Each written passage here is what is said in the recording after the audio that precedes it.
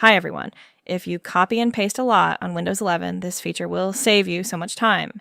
Instead of copying only one thing at a time, Clipboard History lets you copy multiple text items and images, then paste them later whenever you need. First, open Settings on your Windows 11 computer. Next, go to System, then open Clipboard. Next, turn on Clipboard History. Or, if you want the easiest way, just press Windows plus V on your keyboard. Then click Turn On to enable the Clipboard History instantly. After that, copy a few different things like text, links, or images. Next, press Windows plus V again.